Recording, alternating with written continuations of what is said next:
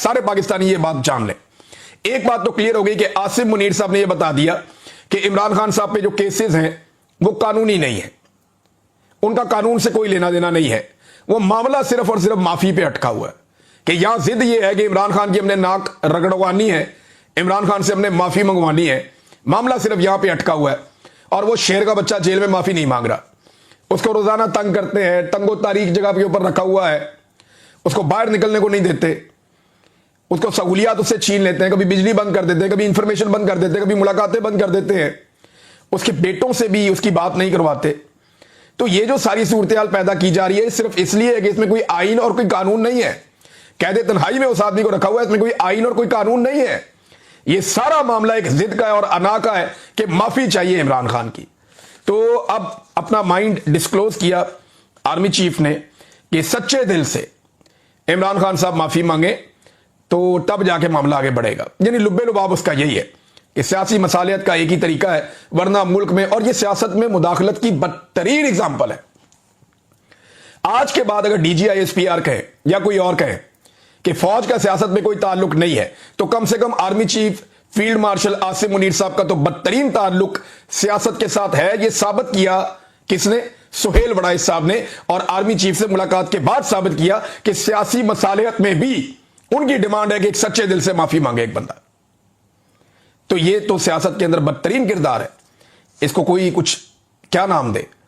अच्छा, एक और उन्होंने कहा जी कि तब्दीली के बारे में जो अफवाहें फैलाई जा रही है, ये तब्दीली क्या है, इस बारे में कुछ लोग कहते हैं कि आर्मी चीफ को जनाब कोई बना दिया जाएगा सदर पाकिस्तान, कोई कहते हैं जी शायद आर्मी चीफ रिटायर हो जाएंगे तो नया आर्मी चीफ आ जाएगा। तो अलग अलग चीजें, लेकिन उन्होंने कहा तब्दीली के बारे में जो अफवाहें आ रही हैं, हुकूमत और मुक्तदरा का मतलब है एस्टेब्लिशमेंट, हुकूमत और एस्टेब्लिशमेंट दोनों के मुखालिफिन फैला रहे हैं कि जनाब तब्दीली की कोई अफवाहें हैं।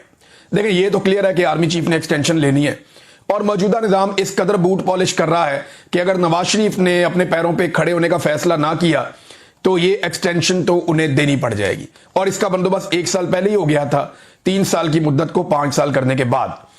खारजा पॉलिसी पे भी आर्मी चीफ ने बात की। अच्छा, ये भी वो डोमेन है जिसके अंदर उनका कोई इख्तियार ही नहीं है, ना आइन इसकी इजाजत देता है, ना कानून इसकी इजाजत देता है कि एक आर्मी चीफ सियासी मामलात में मुदाखलत करे। तो ऊपर जितना मैंने आपको बताया वो सारी सियासी मामलात में मुदाखलत है।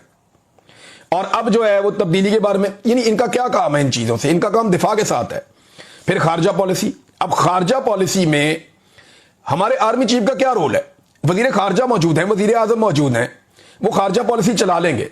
लेकिन आर्मी चीफ जो है हमारे हमेशा से वो खारजा पॉलिसीज के अंदर भी मुदाखलत करते हैं जो नामुनासिब है। अब वो ये कह रहे हैं कि हम एक दोस्त की खातिर दूसरे को नाराज नहीं करेंगे। अमेरिका और चाइना से ताल्लुकात को बैलेंस करने के हवाले से ना वो इसके एक्सपर्ट है, ना उनकी इसके अंदर जिम्मेदारी है, ना उन्हें ये करना चाहिए। लेकिन पाकिस्तान में एक रवायत बन गई है कि पाकिस्तान की मिलिट्री एस्टेब्लिशमेंट ही ये सारे काम करती है। बहरहाल ये भी उन्होंने किया और साथ ही उन्होंने इसको भी ओन कर लिया कि डोनाल्ड ट्रंप को जो अमन का नोबेल प्राइज देने के लिए नामजद किया गया है, इस फैसले को उन्होंने ओन किया आर्मी चीफ ने। लेकिन ये मैं पहले भी आपको बता रहा था कि जब डोनाल्ड ट्रंप से मुलाकात हुई फील्ड मार्शल की, तो उसके बाद फौरी तौर पे ये कदम उठाया गया था और फौरन हुकूमत को ये हुक्म जारी किया गया, कैबिनेट ने फौरी अप्रूवल दी और सबसे पहले पाकिस्तान ने डोनाल्ड ट्रंप को अमन के नोबेल इनाम के लिए नामजद किया। तो आर्मी चीफ ने इसको ओन कर लिया कि जी ठीक है, ये उन्हीं का डिसीजन है। और उन्होंने कहा कि डोनाल्ड ट्रंप की अमन की ख्वाहिश जेन्युइन है। अच्छा, मईशत के हवाले से जिससे कोई दूर दूर तक ताल्लुक नहीं है, कोई लेना देना नहीं है आर्मी चीफ का, लेकिन मईशत के हवाले से भी उनके पास पूरा एक रोड मैप है। इमरान खान साहब का जो केस लगा हुआ है अदालत में तोशाखाना 2 वाला, उसकी समाअत मुलतवी कर दी गई है। समाअत हुई नहीं, जज पहुंचे ही नहीं अडियाला जेल में समाअत के लिए और ना बाकी लोगों को आने दिया गया। उसकी वजह यह है कि इमरान खान साहब जेल में अब स्टेटमेंट देते हैं और वो स्टेटमेंट तकलीफ देता है पाकिस्तान की मिलिट्री एस्टेब्लिशमेंट, खसूसन फील्ड मार्शल को, क्योंकि इमरान खान साहब फील्ड मार्शल को लगातार मुखातिब करते हैं और उन्होंने अपनी कश्तियां जला दी। इमरान खान साहब अब असाब की एक लंबी लड़ाई में है और मैंने आपको पहले भी कहा कि वो टेस्ट मैच खेल रहे हैं मौजूदा एस्टेब्लिशमेंट के साथ। तो क्या एस्टेब्लिशमेंट के पास इतना वक्त है कि वो इमरान खान के साथ एक लंबा टेस्ट मैच खेल सकेगी? मौजूदा एस्टेब्लिशमेंट हर एक को रिटायर हो जाना होता है, लेकिन आर्मी चीफ के दौरा अमेरिका को लेकर मामला बहुत हसास है और पूरा निजाम इस बात पे तुला हुआ है कि इस दौरे को मुकम्मल तौर पे पहले की तरह कामयाब बनाया जाए। अब इस हवाले से जो है इमरान खान साहब के स्टेटमेंट, 2 चीजें हैं ना, लेकिन अजरबैजान और आर्मीनिया को लेकर पाकिस्तान के वजीर दिफा और पाकिस्तान के वजीर आजम दोनों ने एक एक ट्वीट किया है। बाकी दुनिया को इस बात की इतनी परवाह नहीं है, लेकिन पाकिस्तान इस वक्त अमेरिकी कैंप में पूरी तरह से डोनाल्ड ट्रंप की गोद के मजे ले रहा है। और पाकिस्तान के वजीर दिफा और वजीर आजम ने उस वक्त डोनाल्ड ट्रंप की तारीफों के पुल बांधे हैं जिस वक्त फील्ड मार्शल जो है वो अमेरिका जा रहे हैं। तो अब आप खुद ही समझदार है कि सारी चीजें एक साथ कैसे होती है। तहरीक इंसाफ ने नाज़रीन एक चीज शो की है, वो मैं आपको दिखाता हूं। ये आर्टिफिशियल इंटेलिजेंस का कमाल है। ये एक नहीं है, 2-3 तस्वीरें सोशल मीडिया पे गर्दिश कर रही हैं कि इमरान खान साहब मीटिंग कर रहे हैं और ये एक पुलिस वाला मेज के नीचे घुसा हुआ है, एक पर्दे के पीछे छुपा हुआ है। तो इस किस्म की आर्टिफिशियल इंटेलिजेंस की कुछ तस्वीर जो है वो सोशल मीडिया पे गर्दिश कर रही है और वहां दिखाया जा रहा है कि जनाब ये छोटी सी मेज है, इसके नीचे पुलिस वाला छुपा हुआ है, आधा नजर आ रहा है हर तरफ से। तो यहां छुपकर कैसे एक पूरी साजिश को बेनकाब किया जा सकता है? यानी ये कैसे मुमकिन है कि पुलिस वाला उसी कमरे में मौजूद हो जहां पे इमरान खान साहब एक बड़ी घिनौनी किस्म की मुबैना तौर पे साजिश कर रहे थे। अब मैंने पाकिस्तान तहरीक इंसाफ के वकला को भी कहा कि इमरान खान के कमरे में वहां पे तो मैं भी गया हुआ हूं और मैंने वो देखा हुआ है जहां पे वो मीटिंग इमरान खान करते थे सबसे।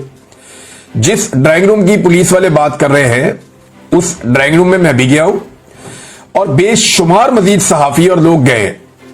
हजारों लोग मेरे ख्याल में इमरान खान साहब से इंटरेक्शन करते थे हर महीने, तो बहुत सारे लोग वहां जाते रहे। अब इमरान खान साहब रोजाना तो फर्नीचर चेंज करते नहीं थे, उनका तो जब तक फर्नीचर फट नहीं जाता, सोफे फारग नहीं हो जाते, टूट फूट नहीं हो जाती, तब तक वो चेंज नहीं करते। तो वहां पे वो सामान आज भी पड़ा हुआ होगा और वहीं पे होना चाहिए, क्योंकि इमरान खान साहब की गिरफ्तारी के बाद किसने उसको बदलना है। तो मैंने उनसे कहा कि जनाब आप ये टेबलें उठाएं, ये चीजें उठाएं और उठा के अदालत में ले जाएं, ले जाके अदालत में सोफा रखें, टेबल रखें और जज को कहें कि इस पुलिस वाले को बोले इसके नीचे छुप के दिखाए। अगर ये इसके नीचे छुप गया तो आप हम सबको फांसी लगा दें। छोटी छोटी टेबलें हैं वहां पे, वो बड़ी टेबल थी नहीं ऐसी जिसके नीचे बंदा ऐसे छुप जाए और पूरा गायब भी हो जाए, नजर ही ना आए। और ना कोई ऐसे पर्दे बिछे हुए थे कि जिनके अंदर नीचे बंदा घुस जाएगा। ये कोई शादी वाला वो माहौल तो नहीं बना हुआ था कि बड़े से हाल के अंदर बहुत बड़ी बड़ी गोल टेबलें होती हैं जिनके ऊपर पूरे पूरे पर्दे लटकने होते हैं, जिनके नीचे अंदर बंदा घुस जाए तो बंदा बाद में नजर नहीं आता है। कोई डाइनिंग टेबल जैसी सूरत हाल हो, बहुत बड़ी कोई डाइनिंग टेबल है जिसके नीचे बंदा घुस जाए तो वो अंदर नजर नहीं आता, किसी के पैरों पे भी टच नहीं होता। बड़ी अजीबोगरीब किस्म की ये कहानी सुनाई गई है और अदालत ने इस कहानी पे यकीन करते हुए फैसला भी दे दिया। अब आर्टिफिशियल इंटेलिजेंस के जरिए से जो काम पाकिस्तान तहरीक इंसाफ कर रही है, ये काम पाकिस्तान तहरीक इंसाफ प्रैक्टिकली कर सकती थी। अभी भी उठाएं टेबल सामने रख के अलीमा खान प्रेस कॉन्फ्रेंस करें कि ये वो टेबल है जिसके नीचे पुलिस वाला छिपा हुआ था। अब बताएं पुलिस वाला इसके नीचे छुप के दिखाए ना कि इसके नीचे बंदा कैसे छुप सकता है। तो ये मामला भी यहां पर रोक देते हैं और खबरें हैं कि मैं आपके साथ शेयर करूंगा।